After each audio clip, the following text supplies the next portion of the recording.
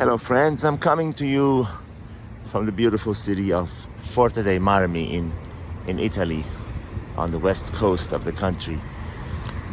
It's a continuous conversation, dialogue, monologue about why women are never satisfied and always looking for a better and bigger deal. If you've been in relationship with women, you have experienced this. My only purpose for emphasizing this is that once it happens, and it will happen to you, as I've discussed before, no matter what your financial status or fame status or any other status is, women always, I should say nearly always, initiate the breakups, divorces, separation, trial, separation, you name it, because in their nature they're always looking for something better. They think they deserve better, and this is something that's instilled in them from a young age. You know, you're a princess, and you know, they create something in their head of an ideal, a man, what a man should be, what qualities he should have, physical, financial, everything, and that differentiates to a narrow degree on where she was born, how she was raised. You know, usually they say women subconsciously want a man that resembles their father, not physically, but resembles their father in terms of his behavior, his ambitions, you know, where he was in life, because that's what they have to measure against when they're growing up. This is why the women that are growing up, you know, a girl in a single parent family where there's only a mother and father is not present, they really get messed up, because they do not learn what the role of a man and woman and how their interactions should be, and all of that is missing. So there's a big blank spot, you know, in their head, where there should be a place where you see a clear role of a man and a woman when a child is growing up. Same thing with boys. They need that. They need two parents.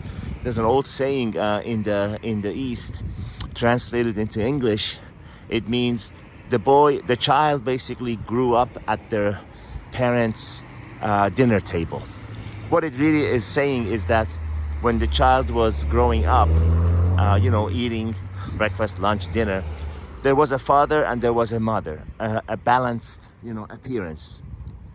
So he learns by observing the parents how they, you know, what the father's role is, what the mother's role is, and they use that later in life to measure, you know, the suitability of their partner, man or woman. And when one of them is not there, one parent simply cannot do all the, you know, one mother cannot be a father and a mother, and one father cannot be a mother and a father. So for those of us who are unfortunate enough to have grown up in a single family, you know, some of us do better than others, but overall, it's safe to say it's better if both parents are there. And going back to the main subject, this is why, when focusing on women, this is why, you know, they are constantly looking for a man that matches that list that they've created in their head of what a man should be. And since there is no such a man in the real world, since such a man does not exist in the outer world, no man can match that, and they settle. They settle, and they always feel like they've settled.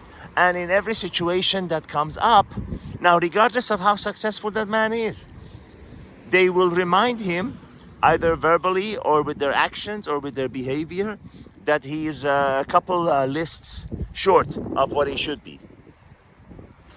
Every situation that comes up, well, she's unhappy about something, they will remind him that, hey, you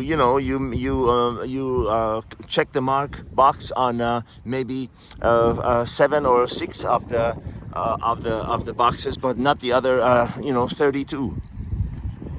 And this is what makes the men so frustrated. This is what they don't know what happened. You know, why is she unhappy? Why is she constantly unhappy no matter how much I do for her? You know, then that all that dynamic of the more you do for her, the more you actually create an image in their head, an idea in their head that you are not enough, and that's why you need to do for her, you know, more to satisfy her, and that gives her the impression that Oh, so I was right. It gets confirmed that she thinks in her head, oh, I was right. He's not good enough. That's why he's trying so hard to please me. So it's a downward spiral that ends in the collapse of the relationship. It is what it is. What you can do about it? Nothing. You can be a confident, firm man who believes in himself, stand his ground, does not bend to please others, is kind and compassionate and giving, but is not someone who tries to constantly please others. Don't ever go through life doing that, because that is a losing proposition. You do your best in life, and you let the chips fall where they may. And the only purpose, like I've said before, for me bringing this up is that when it does happen, and it will happen, you won't get hurt. You understand it. You know, a light goes on in your head. I know what's really going on. It's not me. There's nothing wrong with me. It's all those factors that all females are subject to. All the best. Signing out from Forte dei Marmi in Italy on these final days of September. Till we see you again.